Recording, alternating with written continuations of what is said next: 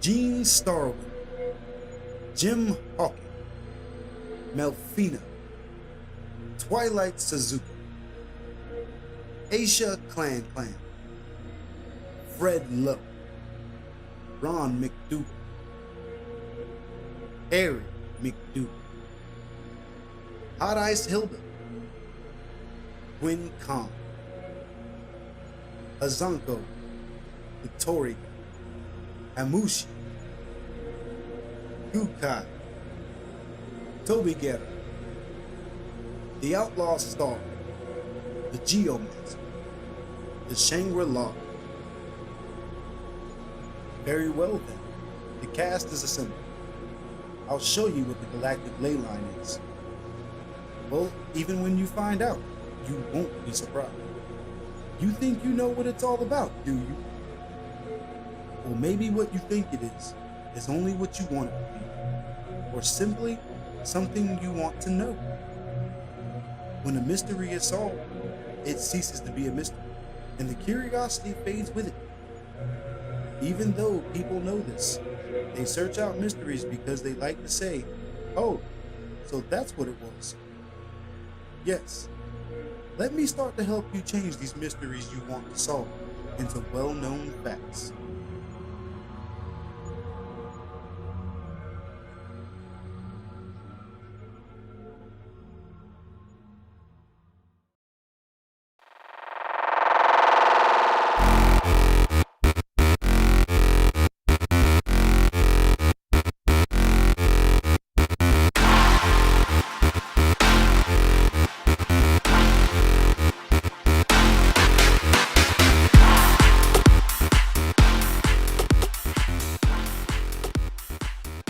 Welcome to the Fighting Couch Potatoes. I'm Kadawfi Crush. I want to talk about a little story. I want to talk about the early 2000s, and back when I was a middle schooler. Back then, I had already been getting into various TV stations and video stores that had some anime. I found myself hunting down the USA Network, the Encore Channel, Sci-Fi Channel, and of course, the Toonami anime block on Cartoon Network. That's where I was eventually able to finish Sailor Moon, Dragon Ball Z, and the Ronin Warriors. All of these shows were shows that I had seen as a kid randomly and finally got to watch each one from beginning to end. As these closed out for me, I was introduced to several great shows like Tenchi Muyo, the Gundam series, Yu Yu Hakusho, Blue Gender, Case Closed, Lupin the Third, Cowboy Bebop, Trigun, and in my opinion, the best of the entire Toonami anime lineup, Outlaw Star. And here to talk with me about that today is my boy Liquid Gold Steve. I still have to disagree with you, Kadawfi. Yu Yu Hakusho is not a way better show, but it's Yu Yu Hakusho. In that lineup, if I had to pick that lineup, and I've only seen 5 of those anime, 4 of those anime, so I can't fully answer for you or answer for myself, but it would still be Yu Yu Hakusho. But this is a very close second.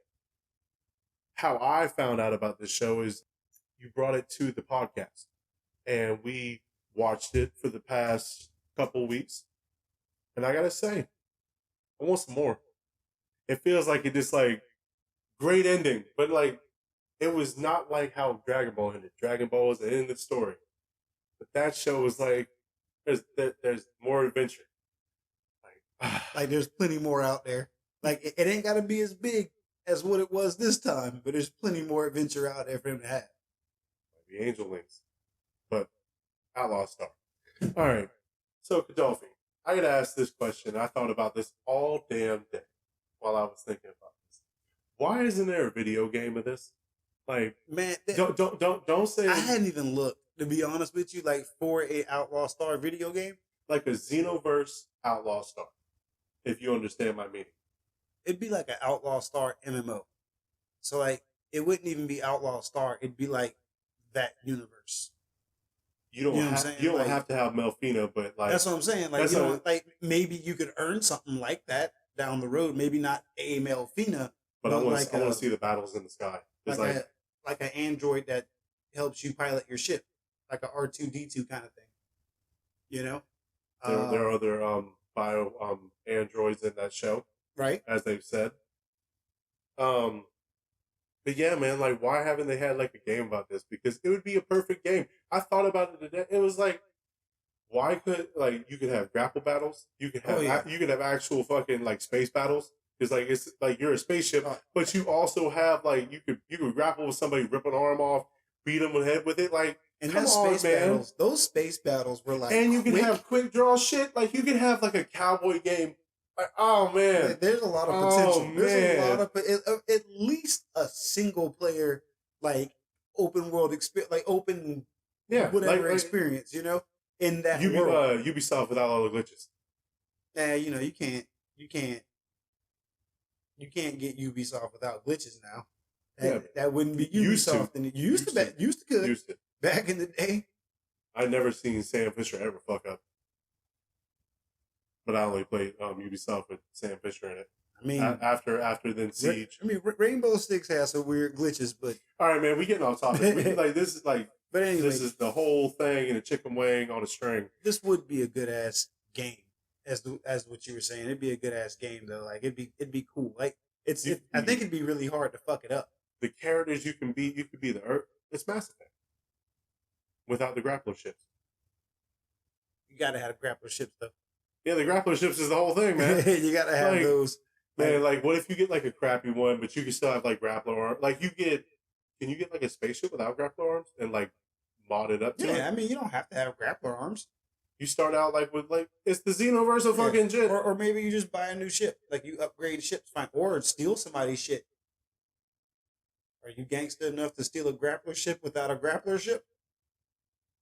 You could anchor to them. Yeah. Like, if you don't damage it enough, you could be like, I'm keeping this. You can either sell it or keep it. They need to give me some grappler arms and Warframe.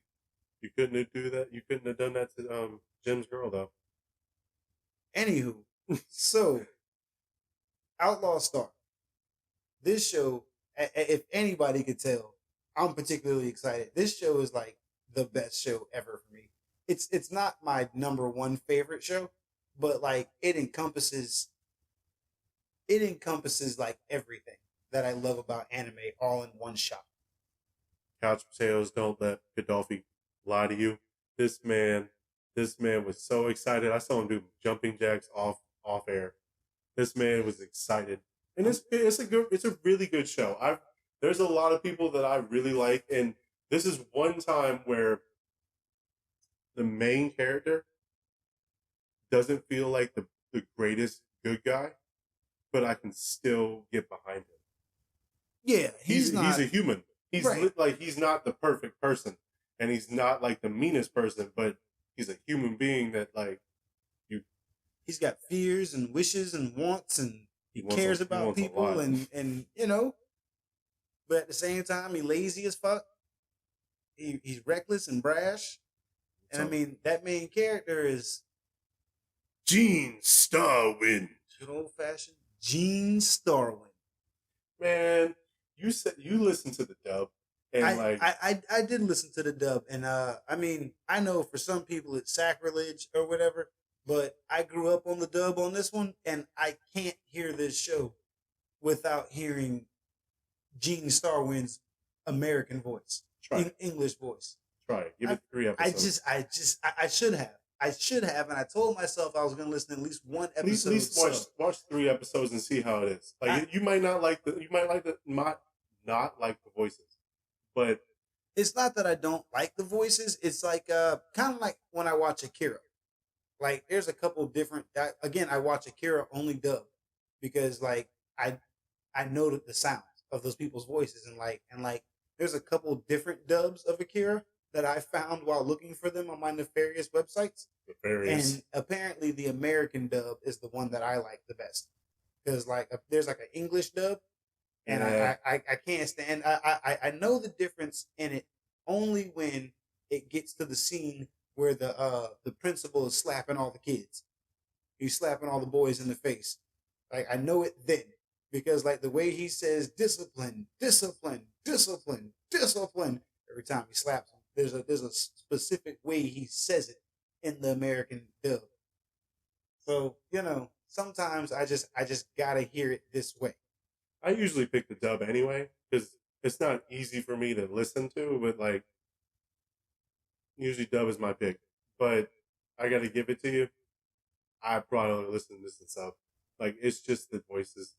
The voices just like I don't know, man. It like, just when the sub hits right, it hits so fucking right. I mean, but when the dub hits right, it hit like I never felt like there was a point in time where I didn't like anybody's voice, where anybody's voice didn't match the character or didn't match. Absolutely, you know, like everything. And then when we were like Liquid Gold and I discussed off air that like what the voices sounded like, you know, just kind of describing them to each other, and it was like dead on. Like the dub voice and the sub voice, they got the same intentions and sounds out of it. And I mean, I don't have to watch the sub because like apparently the dub did just fine. Gene Starwind sounded so much better. I ain't listening to dub, but I'm just gonna say he probably like I don't know. He sounded like a grown man. You said he sounded adolescent. No, like he sounded like a 19-year-old man, a young man. Did he sound like Bash? No, No. no, Okay. no. Like it's there's a depth to his voice, but like it's not like you can tell he's a young man, but it's not like Does his voice have, hi, I'm 18. does, Like his, does his voice ever change? what do you mean? Does his voice ever change? Like his voice actor? Hmm. No. Oh. Keep the same voice actor the whole time. Does that happen in the sub? No. Oh. I was just wondering. Why would it affect? I just added some random shit into it. Put you on your toes, bitch. All right, let's get to that. Let's land in the plane and get to the actual fucking show. Because, let's do it, man. Let's do it, man. Let's just stop gushing over Outlaw Star. And for those of you who have no idea what Outlaw Star is, man, get your shit together. You gotta check this shit out. Like this show was the trifecta, and it was the big brother of the trifecta. Like apparently, some real heavy hitters were in on creating this show. They're very familiar character designs from other shows that I've seen, and I'm gonna go ahead and give a little credit to putting me onto this information. Had me going down a rabbit hole. The YouTube channel Bonsai Pop. They did a 41-minute long video on Outlaw Star, and man, that was an awesome video. It seems nobody else has really dove into Outlaw Star for real. Like a lot of people like, oh, why you should watch this show? Oh, here's a recap of the show. Oh, it was a good show or it's a bad show, you know. But like nobody except for Bonsai has kind of even like dove into the show for real to like pick it apart and see what's going on. Because just like on the surface level, you have a spaceship anime, but what you really end up with is a cowboy spaceship anime. You end up with a cowboy drama with like an intergalactic cowboy fucking show drama with some drama. It's real people die, man. Like this ain't no like this is like it's legit. Like the music hits just right when it needs to. It the animation itself tells a story. It's that good old school 90s anime. It hits all the notes you really want it to hit as far as a show from back then. It was in between or before or after Trigun and it was before. Because like that's because you explained that those shows were in the same time period as it. Right. So it was like Trigun and fucking Cowboy Bebop took the main stage, and like I didn't need anybody to tell me this because I got to watch it. Like when it happened, it was like Outlaw Star came on, and for whatever reason, a lot of people just didn't check it out. It might have been due to the way Toonami was advertising it, because I remember being like, I don't know if I want to watch that shit either, and then giving the first episode a shot and being like, oh, this the shit. Oh, people about to sleep on this. And then a couple months later, you got Trigun and Cowboy Bebop. And for Trigun fans, and this ain't to insult anybody, but for Trigun fans, there's a lot of attention grabbing behind Trigun. Like it's a big crazy dude in a big crazy world, and it just kind of rolls the story out for you. Felt like a space opera. And then with Cowboy Bebop, that's like kind of dark, kind of like that sad side of being, in space and being a bounty hunter. Because everybody wants to be Boba Fett. It reminded me of. But like, what does Boba Fett do after his missions are over? He's sitting in space, sad, bored as shit, waiting for damn, I wish I had somebody to kill. Yeah, waiting for I was like, go somewhere, shit. But whereas Outlaw Star feels like it looks wild and crazy on the outside, but then it asks for you to like pay some attention to what's going on. They leave all kinds of little hidden secrets and notes, and it reminded me of Guardians.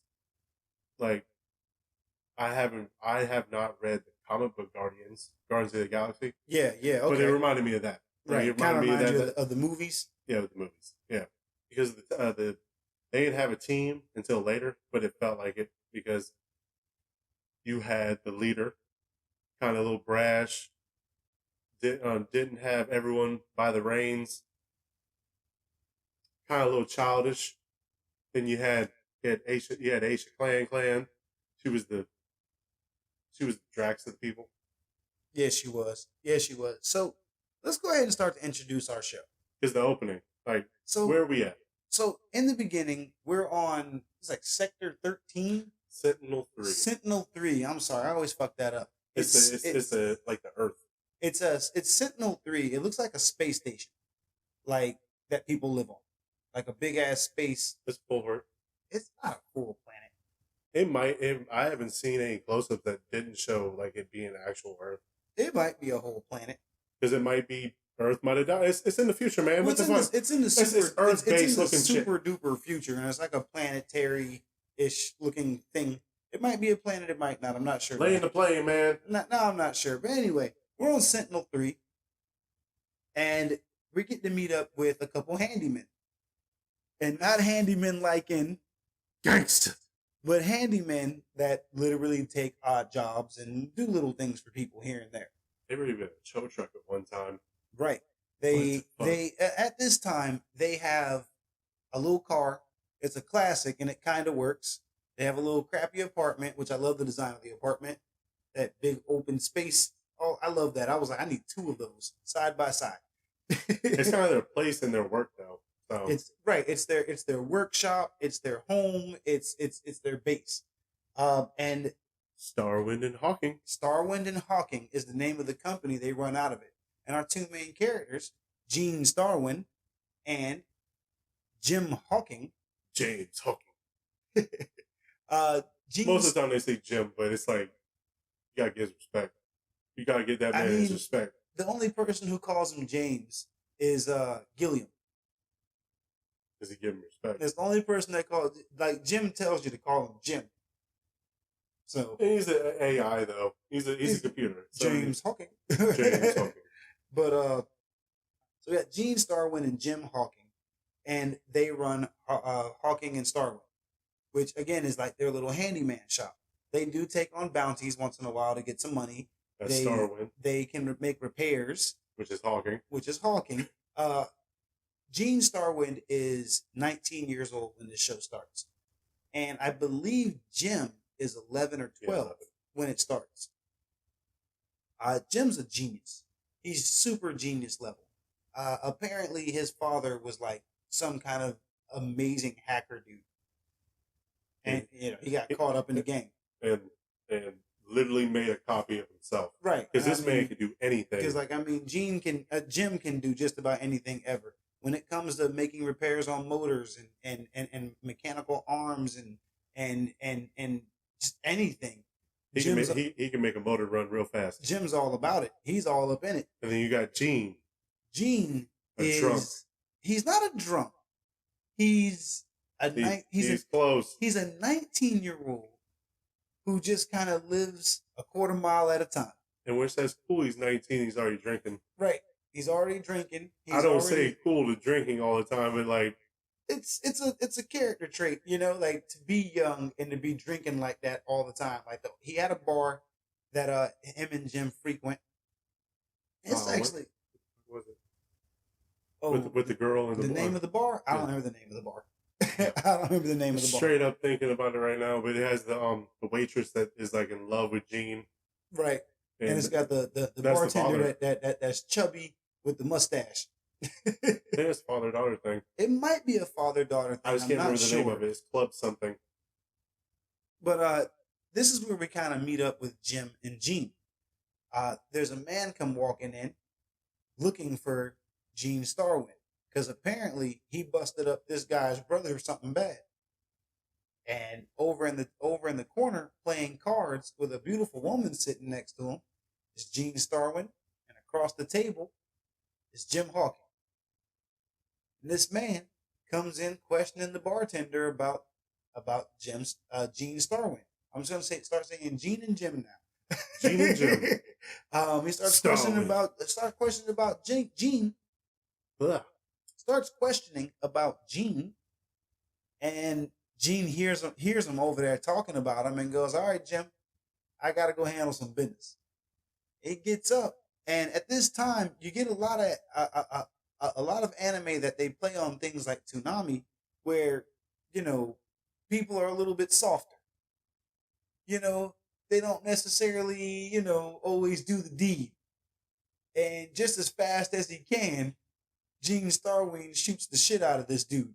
Just starts ripping bullets all in his torso. It was a quick draw, man. Fuck that. Yeah. He's a cowboy. Oh yeah, lit his ass up. Soon as dude showed lethal intention, Gene was like, pow, pow, pow, pow. What the fuck was you thinking?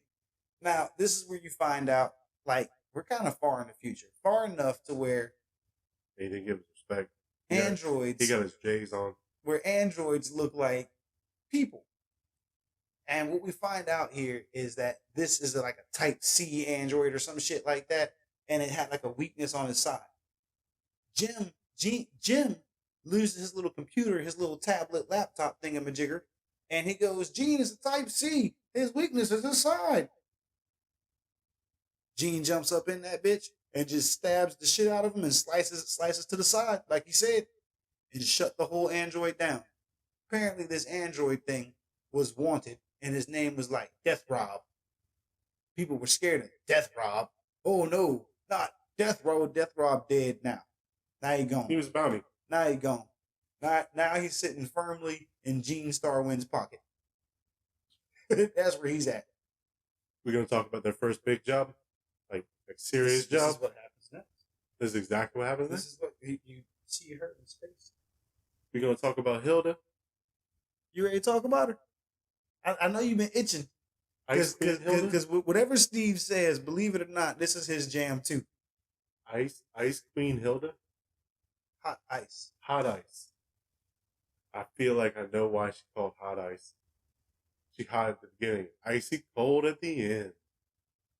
Ouch. She cool as fuck though. Like she is a pure. She has like been in the game, and. So, what is Hot Ice Hilda? Let's talk about her, Steve. Go ahead. Would you count her as a space pirate? No, she's an outlaw. She's an outlaw. She's an outlaw. Yeah, she did say she wasn't a space pirate. Hot Ice Hilda. She was she just needed a bodyguard for a little bit. Right. She needed a bodyguard on Sentinel 3. Right. All right. And that's when the K Pirates, they find out what Hilda's been up to, and they trying to take the shit, the almighty, it's like Pulp Fiction with the briefcase. With the briefcase showed up, that shit was Pulp Fiction. It was a big ass briefcase that Hilda was holding on to, sitting there trying to protect. And then she needed a bodyguard from Gene Starwind, had the fucking caster. That shit was nice. His caster and his double barrel is the nicest. So like Gene pretty much takes a job from this woman who was an outlaw in disguise. All right. So Jim and Gene take a job from a woman named Rachel. she's asking for like some high profile shit, and Jim's kind of like iffy about it. Jean's like, fuck it, she got the money, let's go. Let's do it. Let's do it. She got an eye patch. So we meet up with Rachel with her blonde hair. Only person on the whole planet with blonde hair. I mean, perfect disguise. Like, I don't think she stood out like a sore thumb if the light wasn't on her. I think if they would have left the light off of her, she wouldn't look so obvious like a main character kind of person, or like an important character. They gave her that extra glow. It was like, oh yeah, this is the people that are just. It's like nothing. When you create a character in wrestling games, like the real wrestlers have like this extra like effect to them, and your character look like putty. Always look like putty. But because you're making somebody. Right. So Hot Ice Hilda, she's dressed up as Rachel, and she tricks Jean and Jim to protecting her from the K Pirates. These K Pirates are a faction from space, and they're one of the big three factions. And within the pirate faction of the big three factions, they're kind of like the nasties. They're kind of like the K Pirates are like really up there, really high rank. Is it because they have the magical powers? Honestly, is it? I think a lot of the pirates might have magical powers. There's like a little bit of backstory, a little bit to like the K Pirates, but I'll get to it a little bit later. Aren't they the oldest faction too? I don't know if they're the oldest faction, the pirates. Well, because like the oldest factions would be like the federal government. They were the first ones to have like any kind of foothold. Right? Like, so they're the first federal. Because like the big federal. Thanks for the politics, man. the big federal empire is what they're called. They are a conglomerate of multiple other races and giant military powers. Is there a dude with a big black dome, metal head at the top of it? I don't know. They never show you the empire. This motherfucker shows up with a fucking lightsaber. Like the Kataro are part of the empire. You know, there's multiple pieces to the empire. But anywho, all right. So you threw me way the fuck off, Steve. Anyway, so what eventually happens is we run into these K pirates, and these K pirates have these magical abilities. They're almost using like Taoism or Taoism. I'm not sure exactly what it's called. It's chi. It's not chi, but like they're using like it's not a religion, but it's like something. It's like a belief system. Taoism. I don't know a whole lot about it, and I'm not going to sit here and pretend like I do. I know that there's something about like a pathway and like a belief and yin and yang and dragons. Way of the dragon. All right. So I don't know. I'm not gonna state any more than that. Anyway. So they use some type of Tao magic. All right. Which is kind of funny because like it almost seems like all the pirates that you meet can do that. Like legitimate pirates, they can all do some type of Tao magic of sorts. What you end up getting is Jean Hilda, who has now revealed herself as Hot Ice Hilda. Because she wasn't the main character. And Jim, they went on ahead and are on a high-speed chase from the pirates. And the pirates take a bunch of their regular foot soldiers and do some kind of magic spell and turn them into a flying carpet-ish kind of thing. Like a human hexagon fucking hoverboard. I don't know. It was really weird, but they folded themselves up into like a hexagon. Those are creepy motherfuckers. Them foot soldiers are creepy. Yeah, they're really long and gangly, and they're kind of like putties, like from fucking Power Rangers. You kind of like they're dead people. It's possible considering what they talk. They speak, and they actually zombies can't speak. Well, they wear and they also wear disguises and shit. Like they're not just mindless. Blah, blah, blah, blah. That's what I'm saying. Like you don't have to see zombie. I'm talking about like a ghoul, like something. You can say a ghoul because that's like in the magic area, but you could say it's necromancy. I guess. I mean, it could be. Continuing on, we're semantics. It could be. I mean, it's shit. There's a lot of ways to pick that apart. But anyway, I never thought about that. I figured they were just like real long, gangly, gooby guys. They're creepy motherfuckers. Yeah, real long. They had a whole bunch of. But anyway, they remind me of the crows from Dark Souls. So there's also like they turn these guys into a hoverboard because there's another tall, googly, gangly guy with a big ass Zabuza sword, and he uses them to like chase after Jean and them. They try to shoot him with bullets. They try to hit him with a damn RPG. They tried to damn hit him with a shotgun, and he has like his Tau magic, and he was creating a shield to protect himself. Yeah, reflect. So Jean was like, "Oh, bet, yo, Jim, hand me that gun." He pulls out this big old, what color was it? Golden gun? It was a golden gun. It was a big ass golden gun, old Dick Tracy gun. No, man, it wasn't like humongous, but it was a nice pistol. That was a big ass gun. Pistol. What you mean? That shit was longer than a 357. That was as long as the. That was a long ass gun. Like that. That was as long as the revolver for Vash. Yeah, it was about as long as Vash. But it's different. It's set up different. Yeah, it's not even a revolver. So it's like a double barrel. No, it's a single barrel. It's a single barrel, and it's a single shot, like a not even a break action. What do you call it? Not break even action. not even a bolt action. It's just break like action. Oh, you're telling me something. You open the cylinder and you pull it back. I don't know shit about guns. I appreciate that. Please again.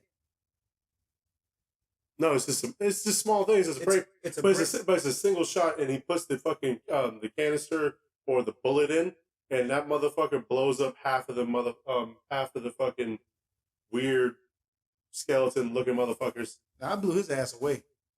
That like left like a mushroom cloud. And that was like 14. They have like numbers for these things, and they never explain it. Which it'll show you like they sometimes have power. And they even had a dud. That was the funniest shit ever. They were like, "Give me one more." A fucking dud. They had a Duddy McDuddy, and I mean, this kind of kicks the show off to like the feel of the show is now even more different than what it was when you first started it, and it's only been 20 minutes into the damn show. It's been second episode, but still, I know what you mean. Right. It's the 3-episode rule. It's straight up showing you what's exactly going to happen. Yeah, and like it gives you a really cool build up. As long as you just stick with it a minute, just hang on a second because it's on the way, and you're gonna get something real good. If you just wait a second, hold on. They literally they had to hold off the K Pirates for like what 15 minutes. Like it was an activation, right? For what was ever in Hilda's big ass briefcase. So to find out what was in Hilda's briefcase, she kind of tries to get the upper hand on Jean and Jim. She shoots Jean in the back and takes Jim into a building and is like, "All right, motherfucker, fix my arm and we can go." Well, Jim was wearing like a bulletproof vest or something. He was covered. Jean, you mean? Excuse me. Jean was wearing a bulletproof vest or something. He was covered. He sneaks up on Hilda and is like, "Yo, Jim, open up the fucking case." They convince Hilda to give him the code. Jim opens up the case, and inside the case is Melfina. Oh, butt-naked Melfina, too. Like a fucking Tekken character. They had her ass, like, stuffed away, like you know how when your action figures had the bendable knees, and you fold their asses up in all kinds of ways? Like the old G.I. Joes? She wasn't a person or an android, man. She was just a... Bro, they had her put away like a trombone. Like she didn't care. She didn't even activate it. She almost was shaped like a saxophone the way they had her in her little case. There was a whole bunch of extra room for some reason. Like they couldn't give her a little extra. It was the room for the padding. They couldn't give her a little extra like shoulder room or something. But yeah, it took a few minutes for her to activate and wake up. And Jean and Jim are fucking fighting. Jean and Hilda are fighting, and Jim's like, throwing them ammo. Jim's a really good support character. Isn't Hilda beckoning the ship at the same time? Right. She runs off like after a while, after defending for a little while. She's like, "All right, let me go get my ship, hold him off, I'll be back." And he's like, "Man, you gonna leave us?" She's like, "I can't leave you, I gotta bring the chick." I'll be back. That was the bargaining chip. Yeah, it's like, "I'll be back." So she runs off with her spaceship, and Jean and Jim are they're starting to get barreled down on.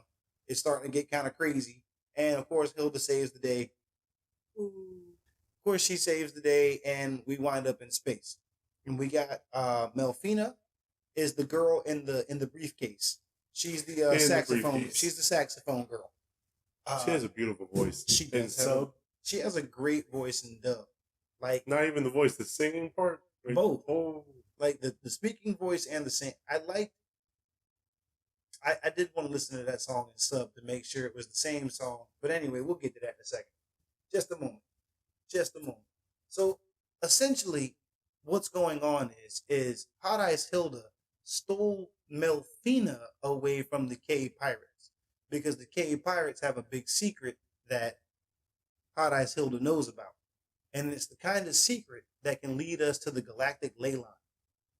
a galaxy mystery. What's the Galactic Leyline, you ask? It's a big secret. And everybody wants to know what it is. All three factions in space want to know what it is. The Federal Empire, the Pirates, and the Outlaws. Everybody wants to know what the hell's going on with the Galactic Leyline. Boy. And Melfina is the key. Well, the beginning of the key. They need another thing. She's the beginning of the key and another thing, and she's the end of the key. And then she's also the middle part of the key, but there's an outer, yeah. Anyway. There's a whole thing to this. There's a whole thing to this, man. And 24 episodes. And you know the funny thing is, Hilda literally was like Melfina and then XGP. Like, that's what it was. Like she knew both places. She just like, man, I know exactly what she was traveling around and found it one time. So that's what Hot Ice Hilda wanted. She wanted a special spaceship called the XGP. This spaceship apparently is something so magnanimous it was built by the Federal Empire and the Pirates. Two rival factions came together, put an ass of money together to build the fastest, most refined, most durable, most amazing machine that they could possibly afford to build together. Then it got stolen. And then it got stolen by Hot Ice Hilda. This bitch is like the best fucking outlaw ever, dude. Like how she pull off the two biggest, like, and no, like she got the name. Hot Ice Hilda. You say that name anywhere in the galaxy, it's like, oh yeah, you know that bitch. Everybody knew about her. She actually starts to put Gene on as to what's going on in space. She talks shit to him because Gene was afraid to go into space, which is kind of important to Gene's life. Gene has a fear about going into space, and he keeps having this flashback about a ship blowing up and him being on a an escape pod. A Saiyan pod. A Saiyan escape pod. That shit looks Saiyan escape pod. He was caught. He not caught. He was watching the ship explode. He keeps having this flashback. But Hilda's like, "Quit being a bitch. You gonna just keep running away?" Gene just keeps saying that over and over to himself. Keep running away. He's running away. Like, man, I'm not running. Let's go. And he passes out.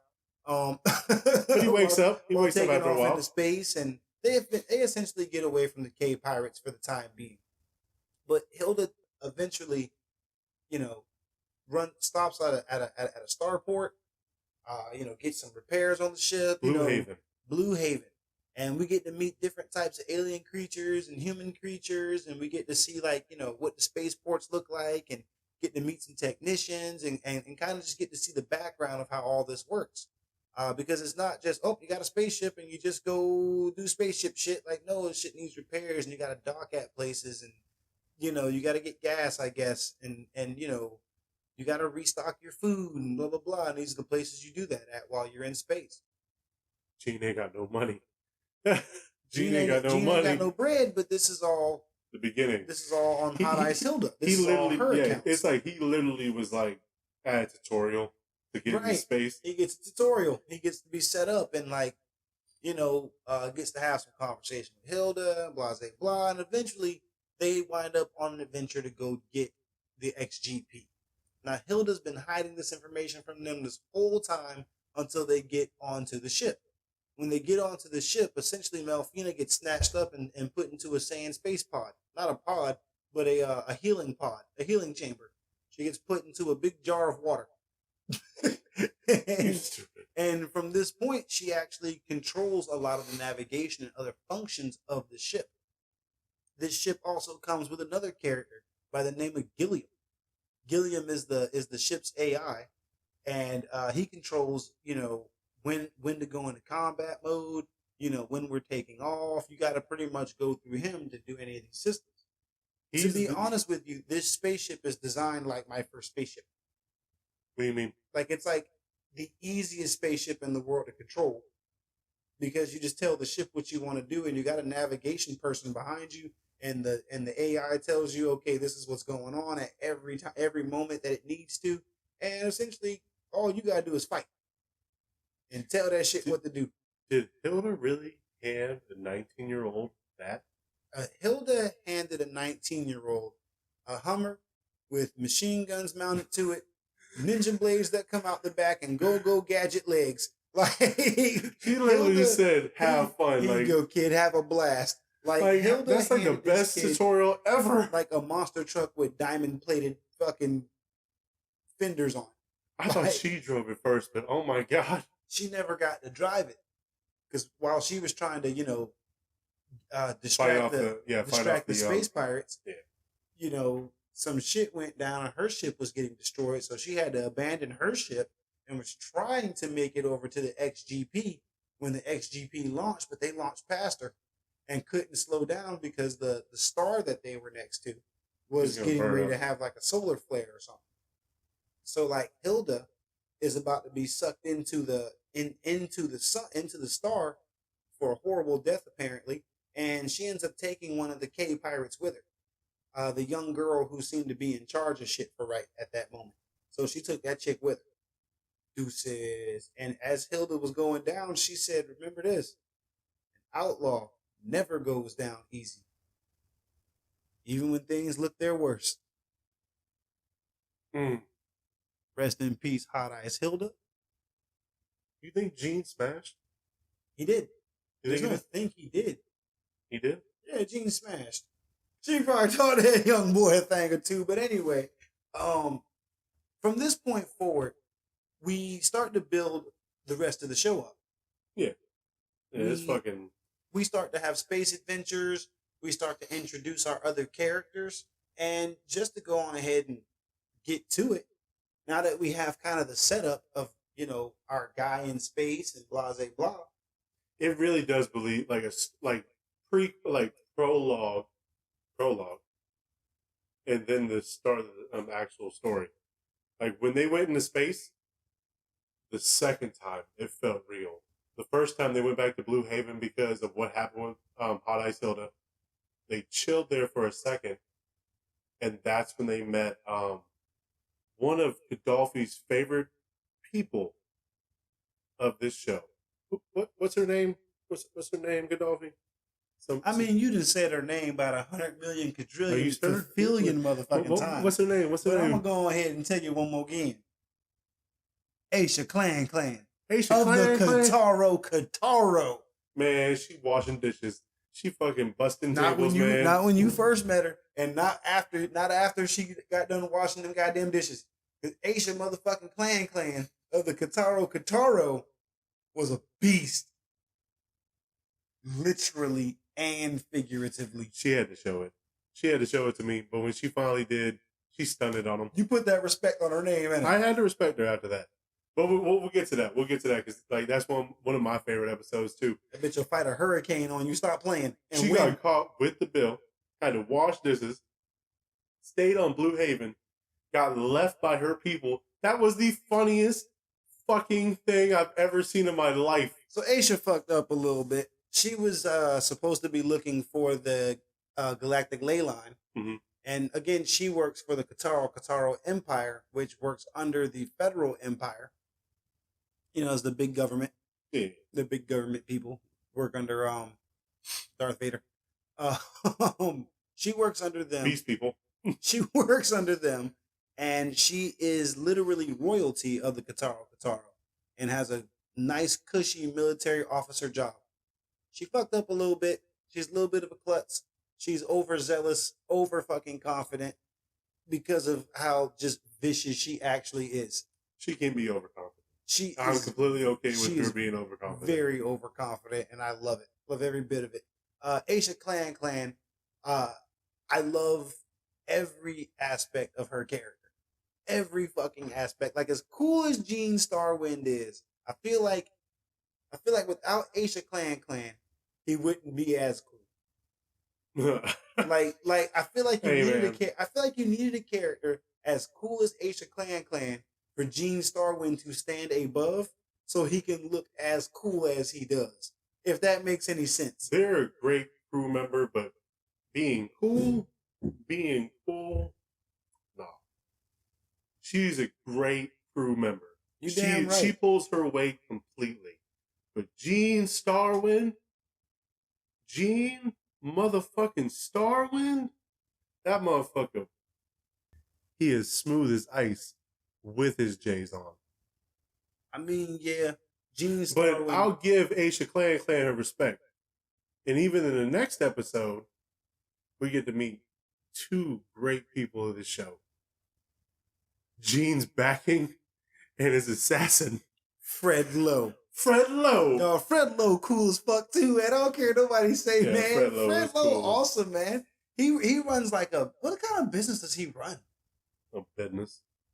Of any business. kind of business down here. He pretty much he's the tradesman. He's the tradesman. Like he has like the fair shit, and then he's got the other shit. He's just into all kinds of shit. But Fred Lowe runs a big ass corporation of sorts, and he knows Gene and Jim personally. Yeah, personally. Fred Lowe is obviously gay. He's not mega flamboyant, not even down to the way he dresses, but like his actions, he likes dudes. And, they never outright say it either. They never just outright, like, Fred Lowe's gay. They just, they kind of treat him like he's creepy, like he's funny. He's creepy for one person. Like he's creepy for Jim and Gene. I think it's more Gene, but like it's respectable. It's like it's not crazy. Right. He doesn't like grope them and stuff like that. Like the worst he ever did was like he hugged Gene. Like blowing Gene. He blew in Gene's ear. And Gene was like, "Hey man, what I tell you about that, man? Don't let that shit, man." But he's there backing. And he does Gene and Jim do jobs for Fred Lowe.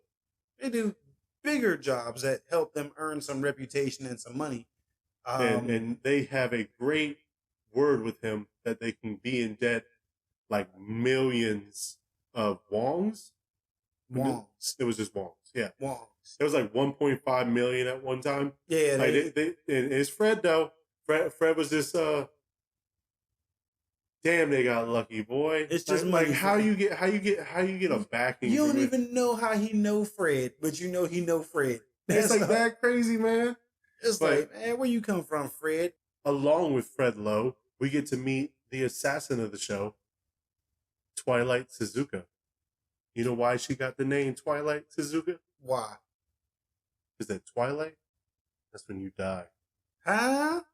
Because like that's the perfect time, man. Like, it is right. A new beginning just started. That's right. Your last sunset. That's how she do 'em. Twilight Suzuka was there to take down Fred Lowe. And Gene kind of stepped in, helped him out. And he said, and he beat her. Technically. Hey, did you happen to notice how he beat her? With some tactics. He beat her with some tactics, but what did he do specifically? Twilight Suzuka dresses like in a kimono. Oh! And he did that. She carries a wooden sword that she uses some sort of energy to like do things like chop buses in half with a wooden sword. Because if she had a real sword. Twilight Suzuka isn't just like some chick with a sword. She has a wooden sword, practice sword, and can do severe damage with it. She's an assassin whom apparently has never not killed a target. She holds her word. She gives people warnings like, "Hey, yo, this will be your last sunset, son. I'll be back at X time, and I'm coming to do you in. Catch you later." Exactly that time. Be ready. And she's there. She's there like 3 minutes early, like letting you know you about to get done. You're about to be worked. She's watching you like Spider-Man. Yeah. She was just in the background.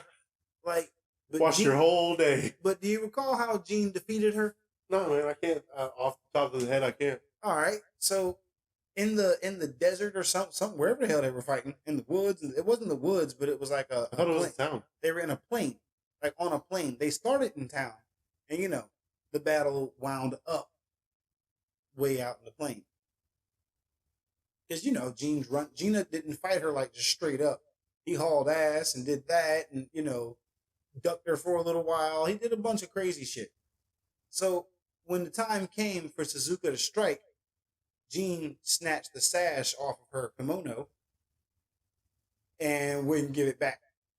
And she fell to the ground and was like, "Oh no," trying to cover herself up. And he was like, "See, I got you." And he pretended to shoot her. And he was like, "There you go. You died. It's over now." Who else do you know of in an anime that had a very volatile woman and wound up stripping her to stop her from winning a fight? Should I know this? What about Vash the Stampede? He never did that to a woman. He didn't snatch Dominique the Cyclops' buttons and oh yeah, he did. But it wasn't crazy like that though, because he only did like the top. It was the same concept, Steve. Yeah, it was. It was the same concept. Like he ran past her and snatched her buttons, just like he ran past her and snatched her sash. So that gives us Twilight Suzuka, Aisha Clan, Melfina, Jim Hawking, Gilliam, and Gene Starwind. It gives us a whole crew for the Outlaw Star. So during the Outlaw Star, we get all kinds of crazy adventures. We get a space race. We get these crazy battles in space, because these ships that we have on our main character, the XGP, and other ships are called grappler ships. Some ships are grappler ships and some aren't. Right. Grappler ships have like these arms, these literal arms that come off of the ship, and they can grab shit. They have hands. and some have guns and swords. Some of them have like Gundam level guns and Gundam level swords. Like, just to put that into perspective, how big and powerful these things are. These things fight in space as if like they're fighting on land. They're so fast, and like the action can just be.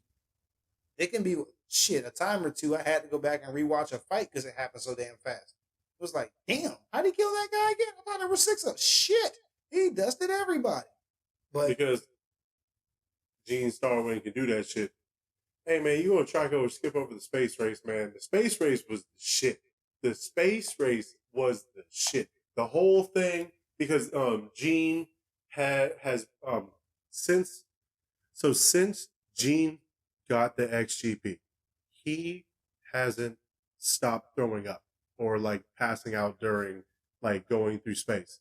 And he keeps on having the flashback of him leaving a ship that blows up in a Saiyan space pod. But it's starting to show you that his father was on the ship and he was trying to get him out of there.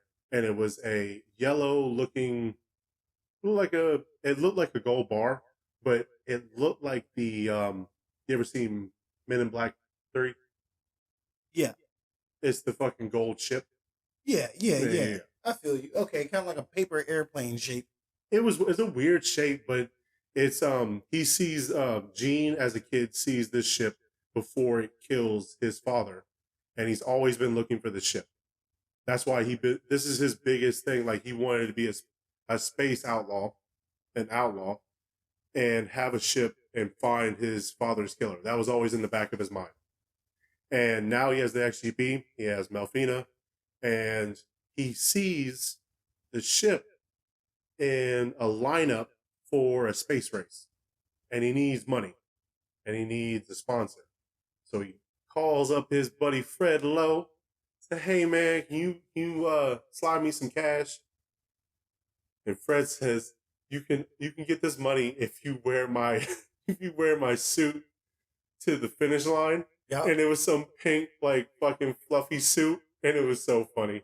It was like it was like a weird looking little suit, but it had his logo all over it. Yeah, it was Fred Lowe and everything. Like, that was cool. Like I guess like a race car driver suit, but it was too effeminate for Gene Starwind to throw on. Someone did, but the first, second, and third get a prize, that Gene was like, "Oh yeah, this is the big time. We get the money.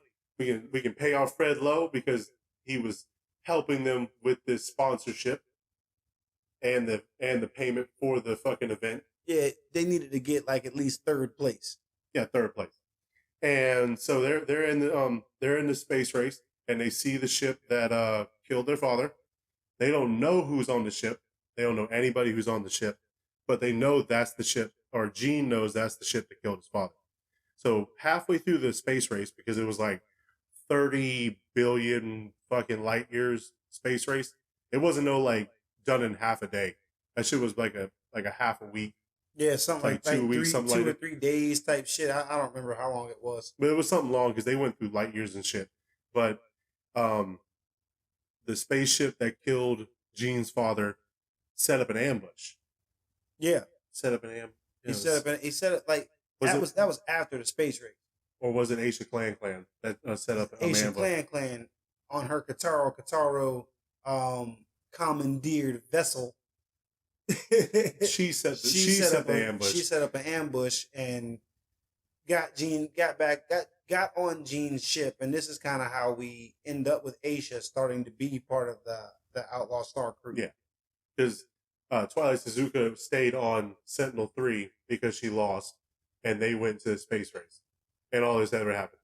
And close calls, Gene, Starwind, and the XGP made 4th place.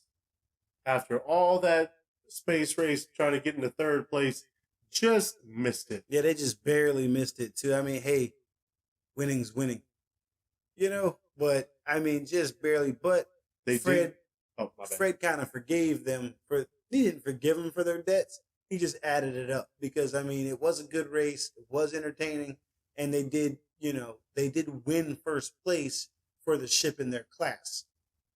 Because it was like your first year doing something. Right. It was the first year, and it was also 1st place in the class of ship they were in. Yeah, something like that. Like the size of ship. Like the ship that won was, a bigger, faster ship, I guess, or whatever.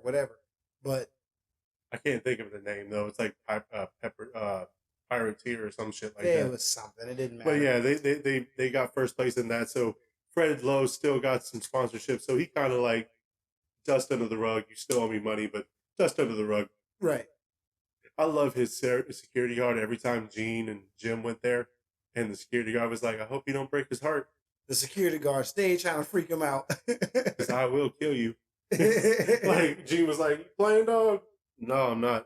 Like, you better not break the young master's heart, or I will kill you. Like, but dang, bro, like that. So they do the space race, and they're trying to still find this gold ship. Right, to the point that where Gene was harassing the driver of this gold ship, swearing up and down it was the same gold ship that, was there to kill his father.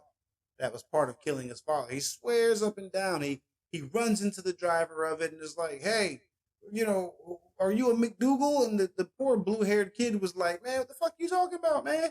Hey, goddamn, bro, I ain't do nothing to nobody.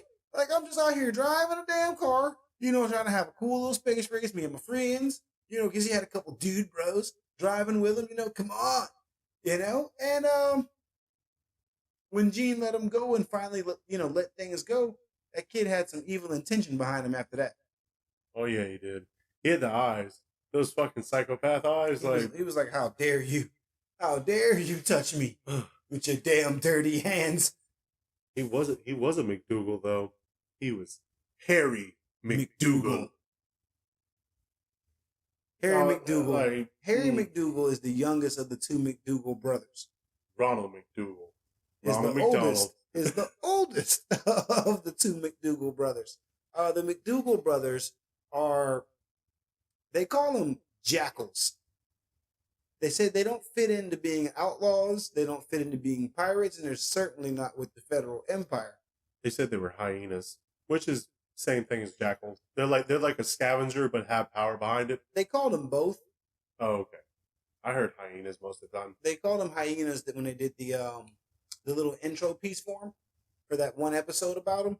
But like they call them either jackals or hyenas. I think the K pirates call them jackals.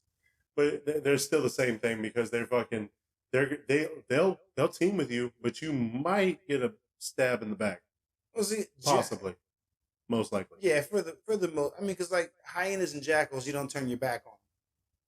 That's that, and you damn sure don't try to get involved in their pack, and don't try to get to know them, because anybody who knows the McDougalls always winds up with a bullet in them.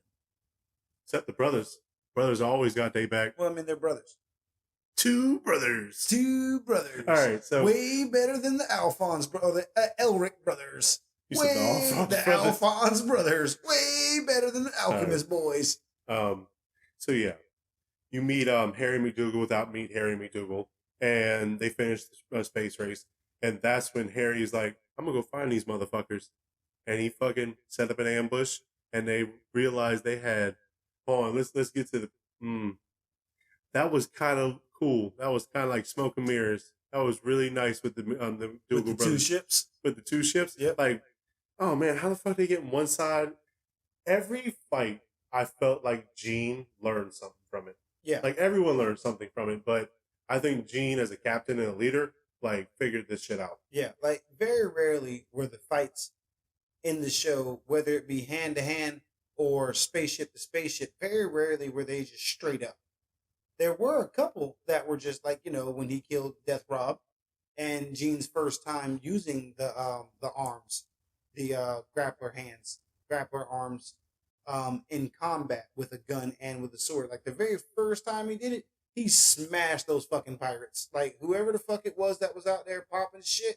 Gene had just left the starport and was like, hey, we're gonna fucking kill you. And Gene was like, shit. Gene was like, bruh, I ain't even took the plastic off these shit yet.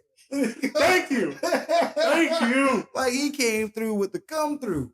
But yeah, Harry McDougal with the Harry McDougal and Ron McDougal had their damn little ambush trying to kill fucking XGP, Gene, Starwind, Jim. They were fighting them in like an asteroid field that had like some kind of gas in it, some kind of cloud or whatever in it.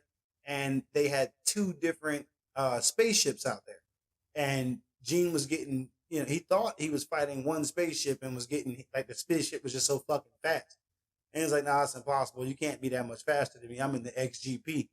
Then when they finally figured it out, they had actually put Aisha Clan out there to like set off an alarm.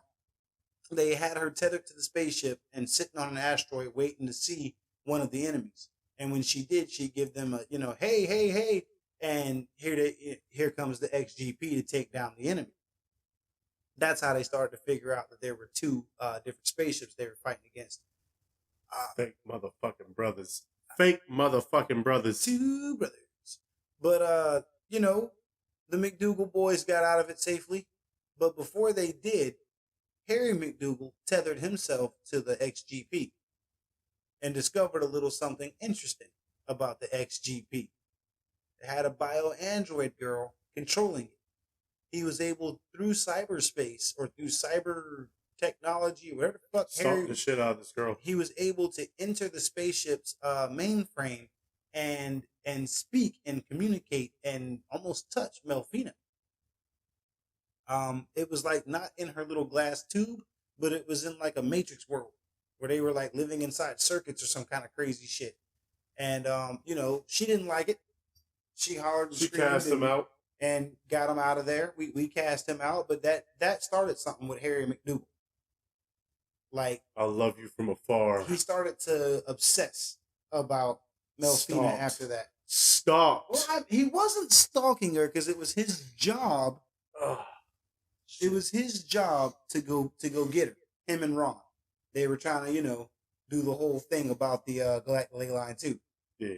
Because why not? We're gangster. Why not? And this dude's fucking with us. Fuck this guy. Fucker. Continuing on. We got to talk about the 8 and 7, and that's when they appear. That's when Lord Hazanko. That's when Lord Hazanko puts a hit, pretty much, on the XGP. The XGP, Melfina, and Gene Starwind. especially Gene fucking Starwind. So the first assassin that went to him, his name was Shimi. Shimi. Weirdest name, but the most respectable one. He was all right. He was all right. They did a whole tag team move. They did a Dragon Ball tag team move on him. Yeah. Man faked to death and said, all right, I don't have to kill him. Dude had a fake assassin in his place, being an assassin, trying to kill Gene so he could set Gene up. And Gene won. Gene won against the fake one and the real one. He barely won against the fake one. And the real one, everyone had to help out. The whole squad helped out. They like, instead of like sitting back like in Dragon Ball with their mouths hanging wide open, they got up in there. They helped him out. They got up in there. They knew Gene was like, I'm over my head. I'm over my head. But that's when he knows that he has a hit. He has pretty much a target on his head. And that's when he flees Earth. Yep. That's when he really flees Earth. Because he's at Sentinel 3 that I think the K pirate, there's like a K pirate that came to. Mm-hmm. And that's when he escapes and he has a bounty on his head from Sentinel 3. Yep. That's the whole thing with the Baki haircut. Jesus Christ. Eventually. All right. So 7 emerge. The episode after the cactus. Do you want to talk about the cactus? Like, here, let me try this. All right. For a little while in this show, like, mind you, not everything is hyper action packed and adventurous. There's always something kind of like alluding to more adventure coming. And like you get bits and pieces of it until it finally rears its beautiful head. No, between Life and a Machine, that was like, it laid a lot of things down. Oh, yeah. It was when Melfina figured out, like, she's a robot, but she's just a little bit more. Right. She doesn't know what she is. A bio-android. But, like, you get, like, a lot of little moments that, you know, hit some depth with you.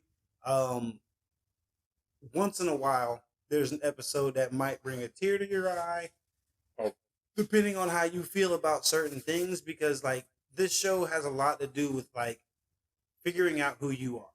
Notice how young everybody is in the show, for the most part. And the kind of themes and things that they're going up against, you know, going up against the big government, going up against the cave, like being a young man and knowing that the world is fucked up around you, and then being able to be that young man with a crew and do something about it. Might not be the biggest thing ever, but it's something that you can do about it. And it's kind of you could probably find yourself in any of these characters. Like, you'd probably find yourself in at least one of them. We ain't gonna talk about the wrestling match. So, with that said, one of the more action-y episodes. Oh, man. So, Mr. Fred Lowe has promised his hand in marriage to a young woman who's competing in the world's strongest tournament, or the universal strongest tournament. And these tournaments are martial artists that get into a ring and throw hands. Rinko has won for 4 times in a row. She needs to win 5. She's won 5 times in a row to take Fred Lowe's hand in marriage. So but I think it was like one. She can win like 7 times for something special. Wasn't there? It was just 5. It was just 5 in hand in marriage. Well, she was supposed to. She was at 4, and that's when Fred Lowe. There was another thing to it, and just whatever. It doesn't matter. But Fred Lowe called in Gene and said, "Hey man, I'm gonna need your help, dog. Like right now, I'm gonna need your help. Please call me back. Help me." This shit was all voicemail. It was funny as hell. Like, imagine calling your homeboy, like, "Hey, bro, this girl like me, and I don't want her. I need you to whoop her ass. I need you to whoop her ass." She like the girl that the sister from Friday After Next, the one that wanted had chicken legs. Oh, you talking about baby D big ass? But so where the fuck were we? Damn it! Like we're here where Fred Lowe is begging for Gene's help. Oh yeah. Gene and the gang try to go sign up, try to sign the girls up, And Suzuka's like, I'm not fucking, no, I No. use a sword. No, not getting in the ring with these crazy bitches. And then Melfina, he ain't about to put Melfina in that ring. You crazy? She can't fight. The She fuck? cry. She cry. But Aisha Clan of the Kataro, she decides, I'll get up in there, but And they won't let her.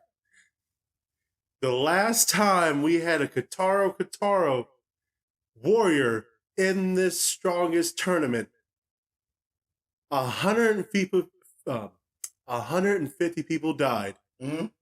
50 people were wounded, Mm-hmm. and half the stadium was destroyed. Mm-hmm.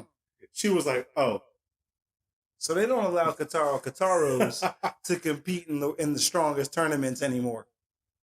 However, Jean Starwind has a beautiful sister. oh, she's gorgeous. Jesus Christ. Jenny Starwind shows Oh up. my God. So they dress Gene up in women's clothes and put makeup on him and have him go out there to do battle against these women. And his first fight, he gets to fight Rinku. Great. Gene can go ahead and wipe her ass out and finish the contract with Fred Lowe. Fred Lowe. Gene, thinking this shit's just a game. It's all about the game But and how you play it. He learned real fast he didn't have control of that situation.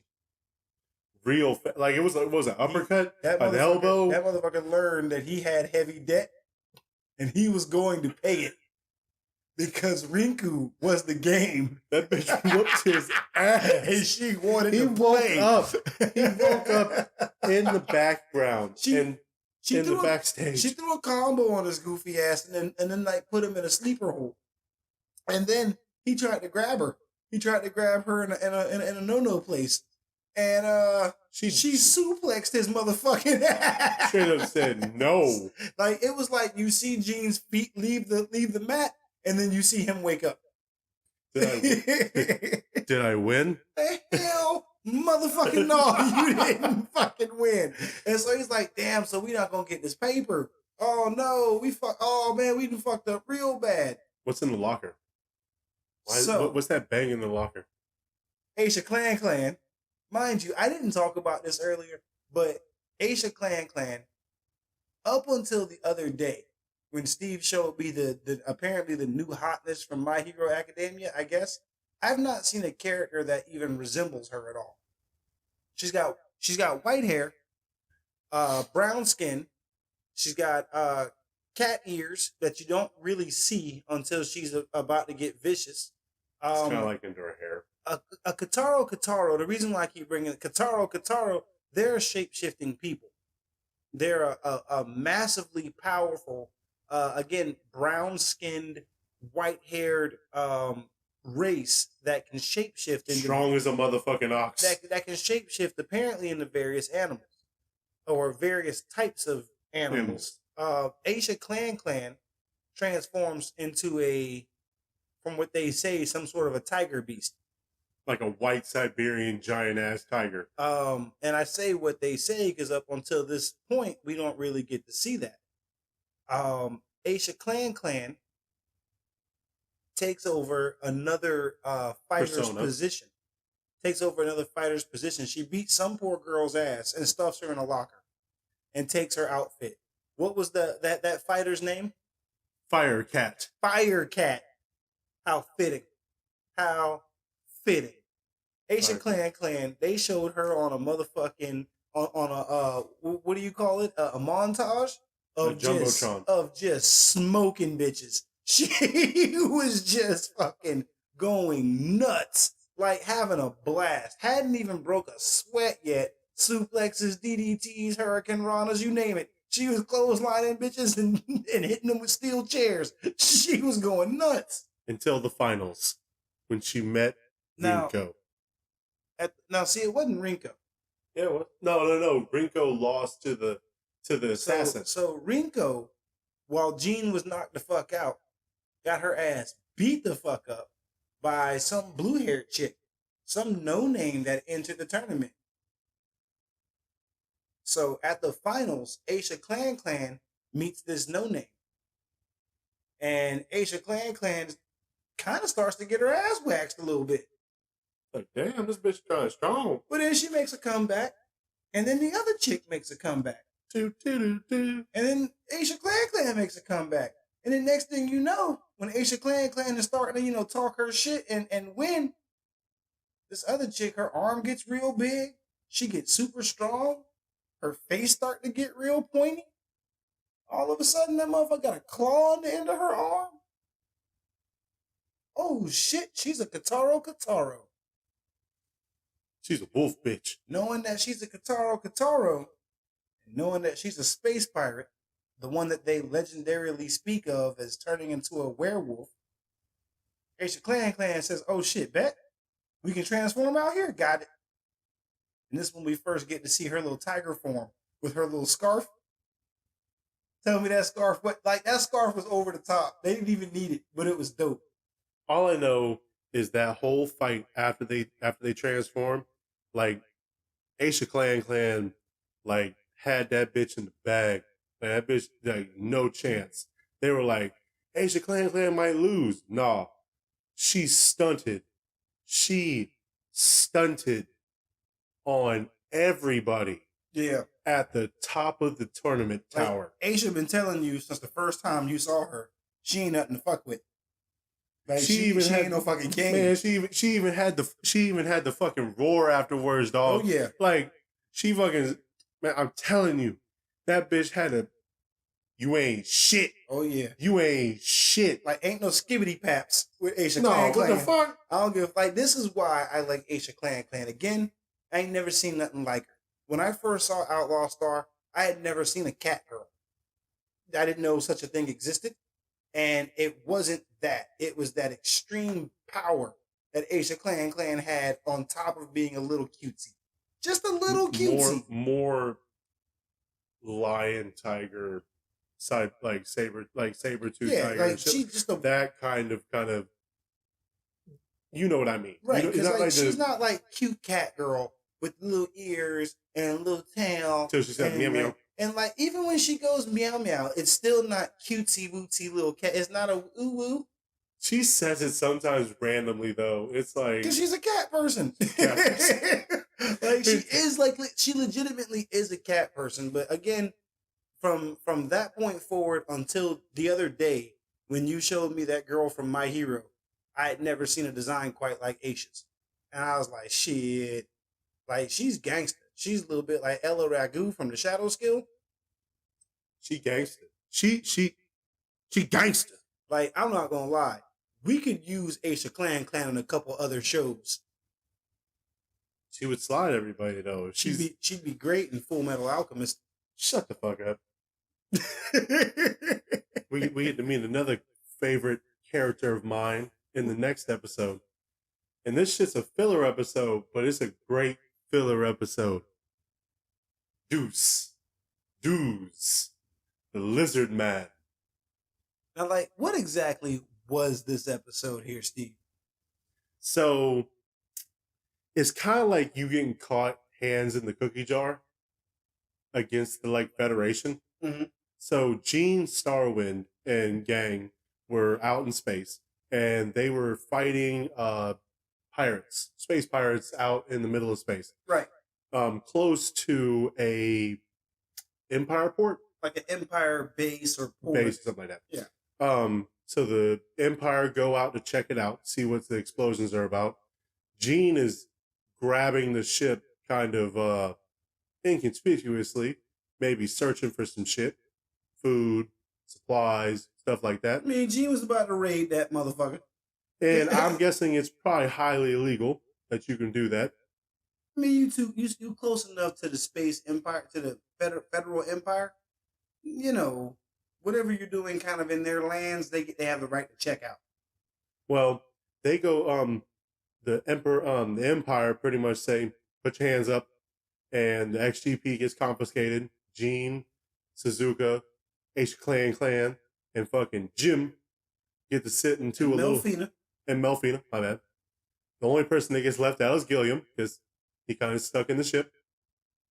But the Federation, the Empire, whatever you want to call them, they take they check out the ship, make sure there's no contraband, make sure shit's not happening. They ain't got no illegal shit in there. And they're wondering, they're questioning them like the police. And they're like, hey man, what you doing out here? What you got? Why you got this nice ship? Who's this girl? You playing with me? I will fuck your shit up. I mean, Gene Starwind told them the true truth. They found it. They found it. It didn't have no owner. They got it registered to their name. They got keys. And that's it. You ain't need to tell them no more information than that. I want my lawyer. Yeah. No, it's like on my phone call. On my phone call. But yeah, so and they get the perfect get out of jail free card. So what was happening was pretty much Gene was taking out one of the spotters or fucking lead men of a bigger ship that was coming through to take over this port. Right. So Gene helps out Deuce and Valeria, two people that are some decent, nice people. They give him respect. Deuce is my dog, even if he hard-headed like that. Deuce is a lizard man. Don't leave that out. Don't leave out the fact Deuce the lizard man. Is a lizard. He's a big old black lizard man, too. He's a big, scary-looking fuck. As soon as they called him, they said lizard men are hard-headed, I was like, yep, that's my dog right there. Nick. That's my dog right there. Valeria is like a badass chick who looked like she got stuck in the 80s with her big-ass hair. But she's badass, and she seems to be in charge. She's the head of it. At least of this part of the spaceport, or this spaceport in general. They work for a corporation, or not a corporation. They work for, I guess, a branch in the government under the special name Angel Links. And apparently there's a spin-off show called Angel Links. And Deuce and Valeria are in the show rather frequently. They're part of the crew. You only watched 2 episodes. What's going to happen? They're part of the crew of the Angel Links. And they have a leader themselves. But I'm not going to get into all that. Just saying that there is a spin-off to Outlaw Star, which, just so you know, Outlaw Star itself is a spin-off of another show called like Future Hero, something of that nature. Retro Future Hero is what it's called. Retro Future Hero. It's a manga that, apparently like a pulp manga. I'm not sure what that means, but that's what they classify it as, pulp. It's another show where a lot of magic and all takes place. The caster shells and the caster guns are prevalent in this world. To my understanding, again, shout out to Bunzai Pop. It's part of the same timeline as Outlaw Star, but way in the past. Apparently, if you look at Outlaw Star's logo, in the circle of the O, Future Hero Next Generation. Future Hero Next Generation. There's our little tie to that. Anywho. All right. So we're going to get to the episode that made Liquid Gold cry. And I don't know why, but that, man, when Kadawfi said this is a good episode, and I was like, cats, girls, and spaceships. I was like, what Kadawfi was thinking. Asia Clan about to get a whole ass episode. This shit about to be good. We about to have some Asia Clan fighting. Nope. We got a gym hooking episode, which made you want to pull out your heartstrings and say, ow. I don't want to take this episode into too much detail, but I'm going to tell it to you like this here. Jim gets fed the fuck up with everybody's bullshit and him always having to work on this damn spaceship. Him and Gilliam. He takes a break. Meets a girl. He goes back home, gets some advice, brings flowers to see that girl. He spends another day with that girl. And then it's time to go be outlaws. I'm going to leave it at that. Don't cry, Steve. No, man. Like, Don't cry, Steve. Don't cry. It's okay. I can think of the whole episode I right know. now. Play by play, huh? Uh-huh. Mm-hmm. All right. I wanted to talk about it, but I can't. We can't. I can't. You gonna cry? I think it's the best episode in the short series. I really do. I think it's the best written, the best acted, the best drawn. I think it's like the best episode. I told Kadawfi if any anime makes me cry, it's one of them. Yeah, it's hard to make Liquid Gold cry. He hardly cried at his own wedding. Hardly. Don't tell his wife we said that. It's not true. She'll put pictures up. It's not true. He cried for real. He cried like a man. Like a man. All right, we're gonna cry like a man because Andy did the great battle, but he didn't win the war. I'm not gonna talk about that. Dude, when I watched Jailbreak and that moment happened, I was like, Andy Dufresne fought the good fight that day.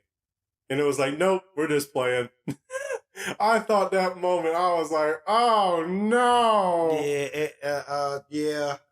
Shawshank was no. Shawshank was rough, but all right, we're gonna see you on. All right, but Gravity Jailbreak. This episode right here. So, Gene met a scientist, extraordinaire, an engineer, some crazy evil mad scientist shit. Like in dub, I gotta ask Kadawfi, did he sound like okay? He would talking about Gwen Con. Gwen Con. Fuck yeah!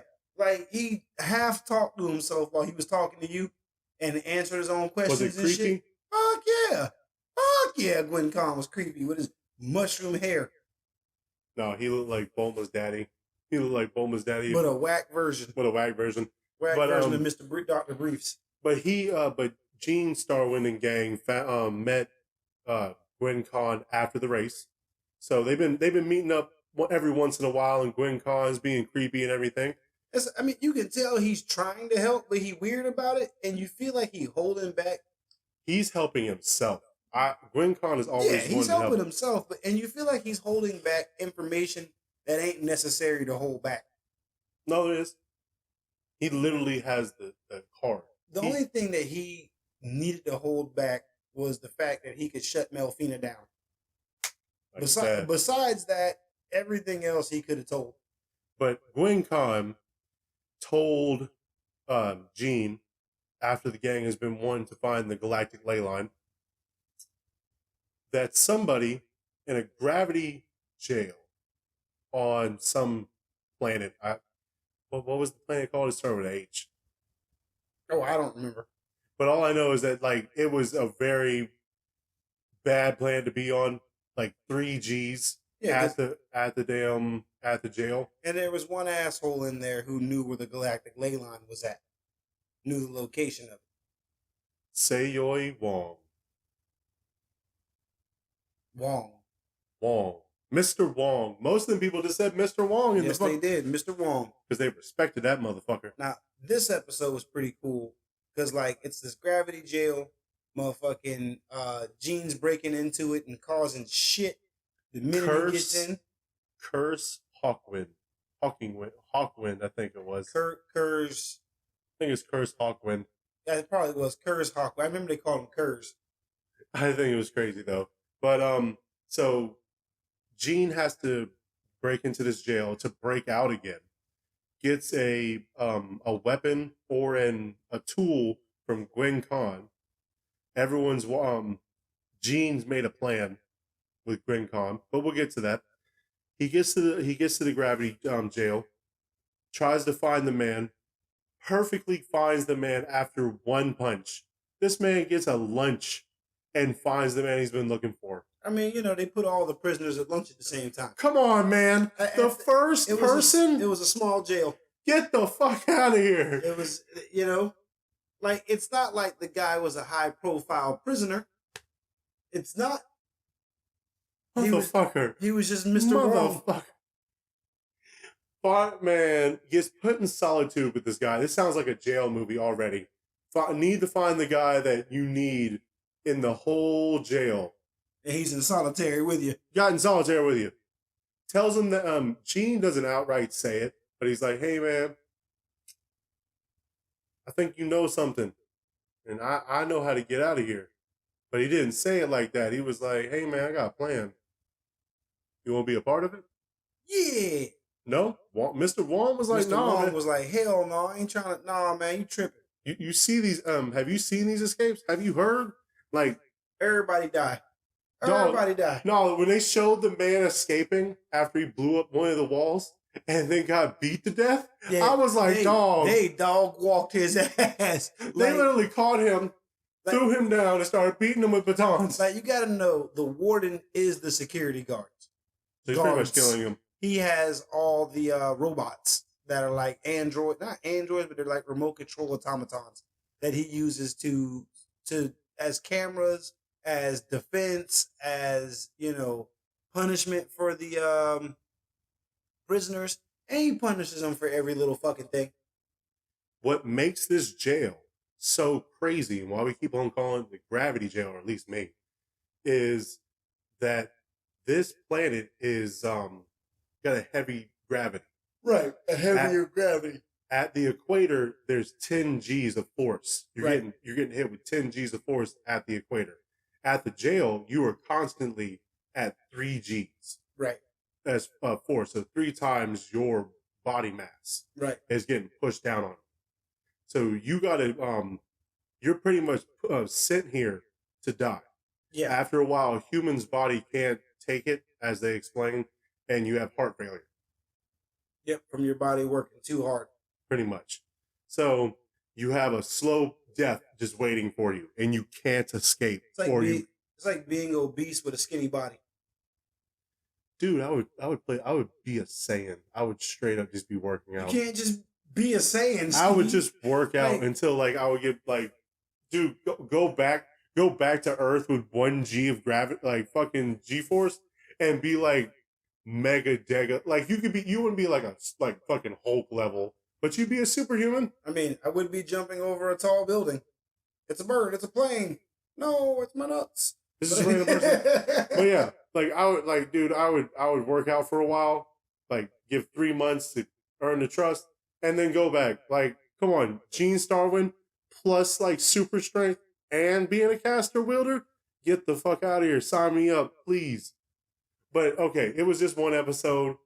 Gene somehow, some way convinced Wong to, hey man, I really know a way to get the fuck out of here. Are you with me or not? And the last 15 minutes, they have some crazy shit. They're getting chased by the fucking warden. And then they magically, it's a magic compass that breaks off and defies gravity. It wasn't magic. It's called a monopole. It was science. He used magnetism to float himself up using the reverse polarities of the magnet pool and the heavier gravity on the planet they were on. He explained it. I mean, don't get me wrong. Gene Starwind explaining it, that's kind of goofy. But goofy. He explained it. But yeah. So they get into like a layer of the planet where the XGP can pick them up. It's a quick pickup, but it's a pickup.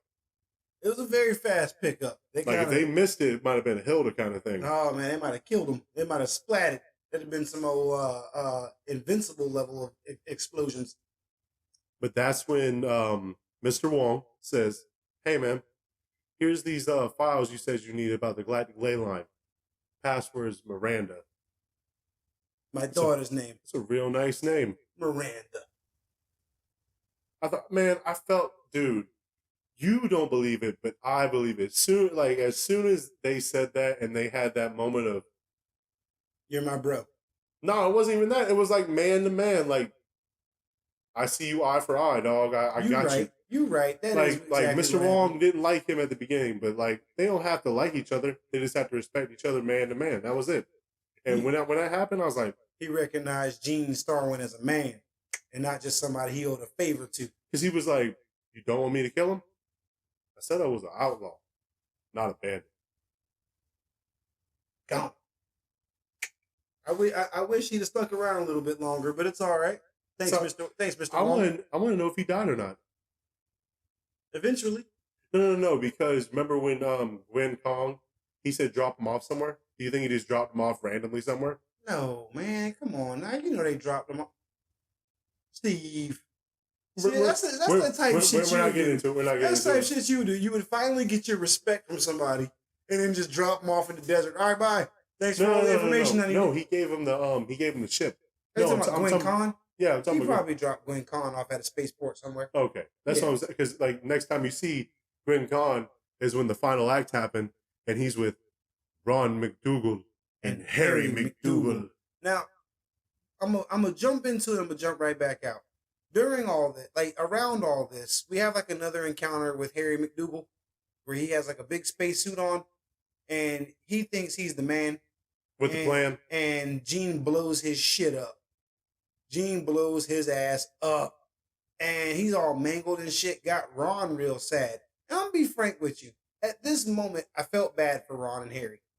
Just because of how sad Ron really was that his brother was fucking mangled. You know? But they got him a brand new Frieza outfit.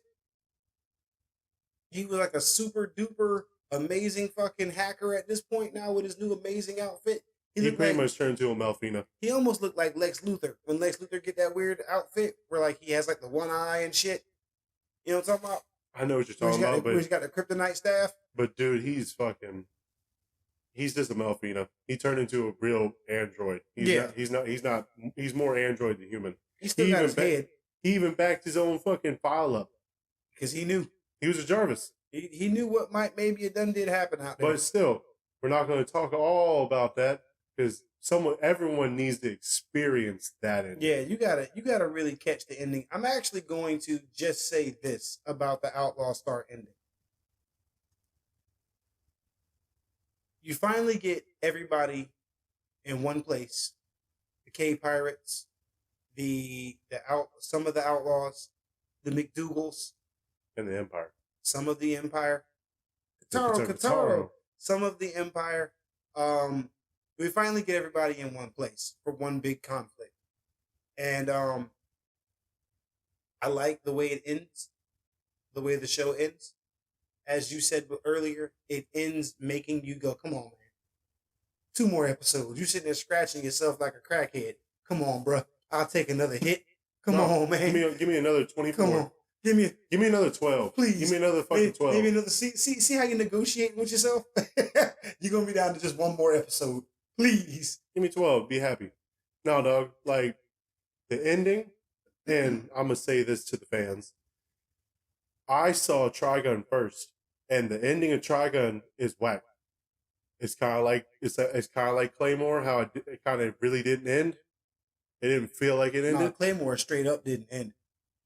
Trigun didn't end because it was like Naruto. It didn't have an ending. Continuing on. Outlaw Star, yes, you wanted more, but it felt like an actual ending. Like shit actually ended. So it's a new chapter. It's not, okay, it's the chapter ending. There's a new chapter of life. Something's going to happen in the big space. See you next time. No, you won't. All right. I just want to say this. The mid-credits was the shit. Yes. The shit. Yes, the mid-credits were the fucking, oh yeah. That's the only time I think of a Tommy gun is the second part when they fucking That shit sound like a cause like you hear it spool up like a mini Mac. Like that's, I don't know, maybe it's just me. The first one's a 6-shot. Yeah, it's a 6-shooter. With a shotgun at the end. Yep. But the other one, that fucking sounds like fucking a machine gun. That's so cool. And the title card, the future hero, new Avengers, and how it even looks, that shit was the shit. Yeah. Yeah. I mean, look here, man. I put this on our our best anime intros. I put the intro to this on there. And that's what the music in this shit, like I said, it Outlaw Star, the intro sounds wild and like what the fuck and like oh yeah and oh yeah and that's what you got out of this show. I'm sorry to say this, I know Grimgar is one of your favorites, but the music video felt forced, but Melfina, the song, and what Harry asked for a promise, that's a beautiful song. That's an absolute fucking gem. I Melfina sang the shit out of that. I'm gonna leave it at that. You right. The shit out of it. She sang the fuck out of it. Melfina did her damn thing for sure. But I gotta say one more thing. That fucking Baki haircut. Get that shit out of here. Like, dude, yes, he has to be an adult, but not that. It wasn't about that, man. He was in jail, bruh. That's the fucked up, man. They cut your hair in jail, Steve. He needs that shit though. He needs yeah, but he was in jail, Steve. But that Baki haircut, dog. That haircut showed you that even after all of that, the boy still had consequences to deal with. Yeah, he still had to. So there's one thing I haven't stated yet. Can you command it? I think you know what's coming. Oh my god. Oh my god. You need a Kadawfi's corner? I'll share a little bit with our fans. Kadawfi Crush is natively a Texan. Is it the Star? And in the state I come from, the Lone Star State, we have a phrase. They don't know what that star about. Third coast from the sun. Draped up and dripped out. Know what I'm talking about. Anywho, reason why I say they don't know what that star about. Gene Starwind has this really cool star tattoo on his left shoulder.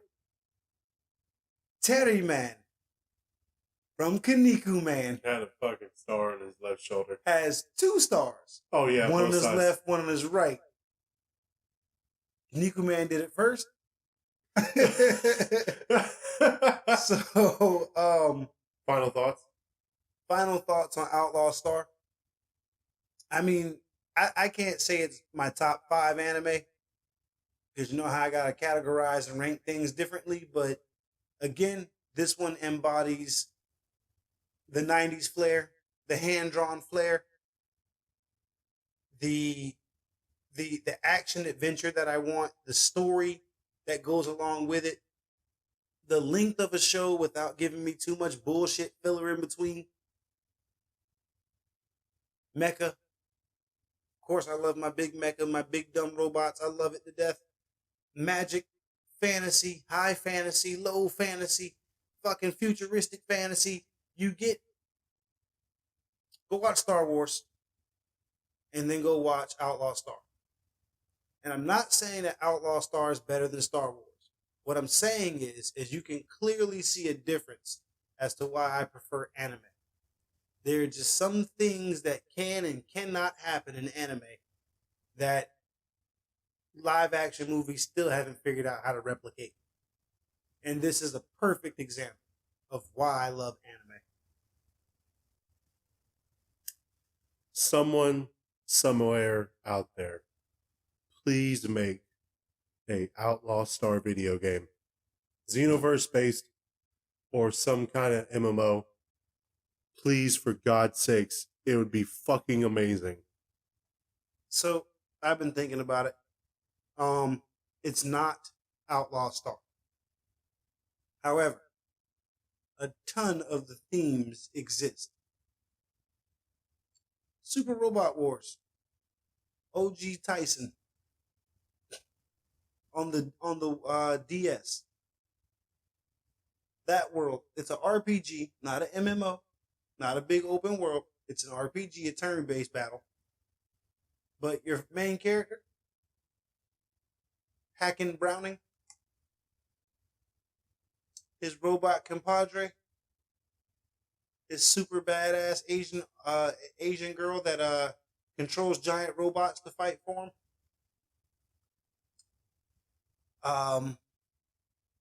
The badass bunny girl. What I'm telling you is, is I think it does sort of kind of exist. I have to show you that. I don't believe it. I have the game in my collection. I have to show you sometime. Everybody, this was the Fighting Couch Potatoes. This was us expressing some love and maybe a little bit of depth on a kick-ass show from the 90s. 1998, I believe. This was our take on Outlaw Star. Thank you. I was Kadawfi Crush. And I'm Liquid Gold Steve. Now you stay classy. And thanks for stopping by. Is that bad?